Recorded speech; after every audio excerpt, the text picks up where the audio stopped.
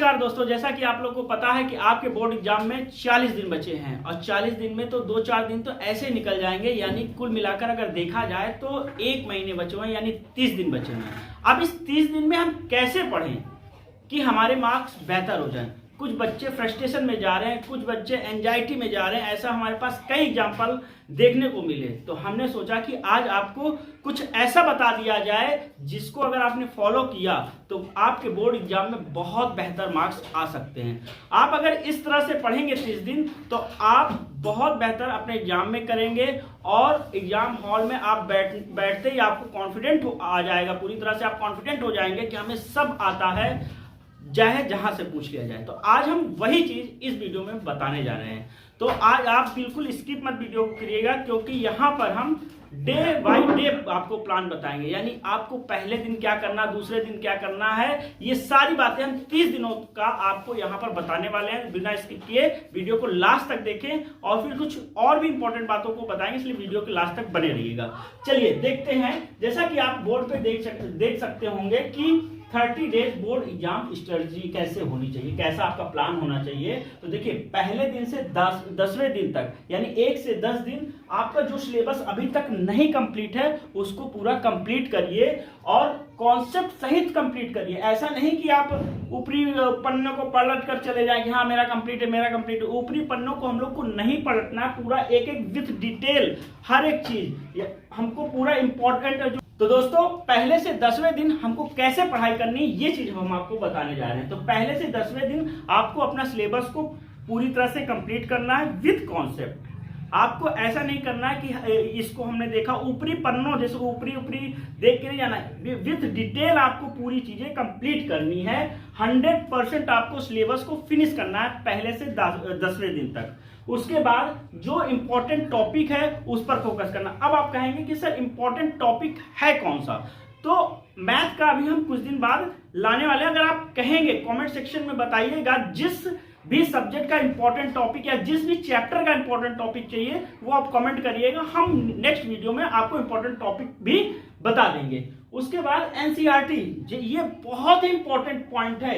ये वाला जो पॉइंट है ये मोस्ट इंपॉर्टेंट पॉइंट है, इसको आप एकदम नोट कर लीजिए कि आपको एनसीईआरटी को लाइन बाय लाइन पढ़ना है, आपको स्किप नहीं करना। एनसीईआरटी को लाइन बाय लाइन पूरी तरह से एकदम चार्ट डालिए, जिसको कहते हैं ना चार्ट डालिए, यानी एकदम सही से पढ़ डालिए। वो चीज आप इसमें कर सकते हैं और जितने भी बेसिक चीजें हैं उनको क्लियर करिएगा। यानी अगर मैथ का है तो आप फॉर्मूले, जो बेसिक कॉन्सेप्ट्स हैं, फॉर्मूले हैं, उनको एक जगह लिख के उनको बार बार रिवाइज भी करिए। उसके बाद 11 से जो 20 दिन है, जो अगला 11 से 20 दिन आएगा, उसमें आपको रिवीजन प्लस प्रैक्टिस, यानी आपको सारे चैप्टरों को एक एक बार रिवीजन कर लेना है।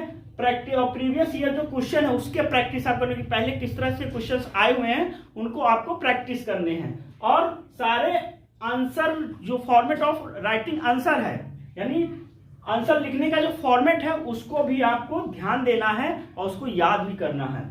और जो वीक टॉपिक है उसको मार्क कर दीजिए, यानी आप जब रिवीजन कर रहे हैं कि ये टॉपिक आपको टफ लग रहा है, ये चीजें नहीं आ रही, तो उसको मार्क कर लीजिए, हाइलाइटर से हाईलाइट कर लीजिए, जिससे उसके बाद में रिवीजन करेंगे तो उस पर ज्यादा फोकस करेंगे। ये चीजें ध्यान रखिएगा। उसके बाद 21 से 27 दिन आपको क्या करना है कि जो आपने मॉडल पेपर लिया है, यानी जो मॉक टेस्ट है, उसको आप बार बार लगाइए और उसमें जो गलतियां आप कर रहे हैं आप सेल्फ एनालाइज करिए। जो गलतियां कर रहे हैं उसको एनालाइज कीजिए और उन गलतियों को दूर करने की कोशिश करिए।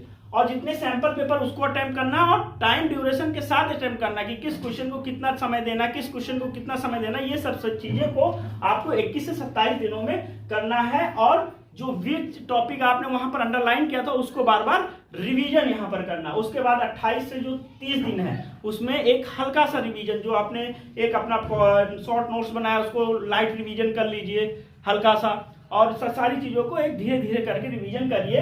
और दिमाग को इस टाइम पे दिमाग को काम माइंड करना बहुत जरूरी है, दिमाग को शांत रखना बहुत जरूरी है।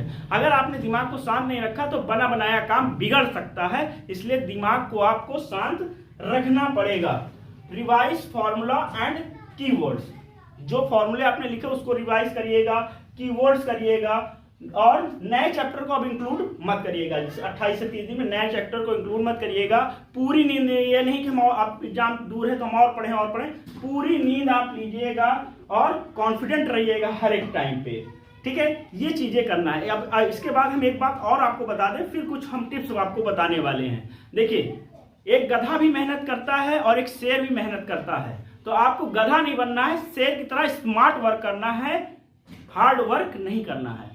Smart work with hard work करना है। केवल हार्ड वर्क करते जाएं, यानी आएगा क्या ये चीज ध्यान देना है। और क्या आएगा किस चैप्टर में, जब आप बार बार प्रैक्टिस करेंगे, प्रीवियस ईयर क्वेश्चन लगाएंगे तो आपको ऑलरेडी पता चल जाएगा। अगर उसके बाद भी आपको कोई दिक्कत है कि सर हमको जल्दी पता करना है, तो कमेंट सेक्शन में बताइए किस सब्जेक्ट का आपको, किस टॉपिक का चाहिए, कहां से क्वेश्चन आते हैं, सारे पोस्टमार्टम करके मैं आपको दे दूंगा कि कहां से कौन सा क्वेश्चन आने वाला है। ये सारी चीजें एनालाइज मैंने की है। अगर आप कहेंगे तो वीडियो बनाकर आप तक पहुंचा भी दूंगा। चलिए, कुछ टिप्स हैं जिनको हमको देखना है और उसको फॉलो भी करना है। जब आप अपने प्रैक्टिस सेट को लगाएं तो इन चीजों को ध्यान दें, क्योंकि यही चीज आपके एग्जामिनेशन हॉल में भी होने वाली है। आपको नीट रिप्रेजेंटेशन करना है, ऐसे नहीं कि किच पिच करना है, एकदम नीट। क्योंकि सफाई रखेंगे तो एग्जामिनर आप पे प्रभावित होगा और आपके नंबर इंक्रीज होने के चांसेस रहेंगे। और जो आप कीवर्ड्स हो उसको अंडरलाइन भी पढ़ते समय भी करते जाइए और वहां पर भी अंडरलाइन कर दीजिएगा, कीवर्ड्स को अंडरलाइन, और पॉइंट वाइज पॉइंट अपने आंसर को लिखिएगा। ये सब चीजें ध्यान रखिएगा और स्टेप बाय स्टेप आंसर, वही पॉइंट वाइज पॉइंट लिखिएगा। ये सारी चीजें ध्यान रखिएगा। और एक चीज बहुत ही इंपॉर्टेंट बात है, जो बच्चे हमेशा गलती करते हैं, वो चीजें ध्यान रखिएगा कि आपको सारे क्वेश्चन को अटेम्प्ट करना है। क्योंकि अगर आप अटेम्प्ट करे रहेंगे तो हो सकता है एग्जामिनर हाफ मार्क्स देकर आगे बढ़ जाए, तो आपका हाफ मार्क्स बढ़ जाएगा। और आप जानते हैं ना, बूंद बूंद से घड़ा बढ़ता है। तो अगर आधा आधा नंबर में मिलता जाएगा तो आप अगर फेल होने वाले भी होंगे तो आपको पास कर दिया जाएगा। वैसे मुझे पता है कि आप लोग सब 90+ मार्क्स लाने वाले हैं, क्योंकि आप लोग बहुत मेहनत किए अपने बोर्ड एग्जाम के लिए। इसलिए स्मार्ट वर्क करिए, और smart work plus hard work.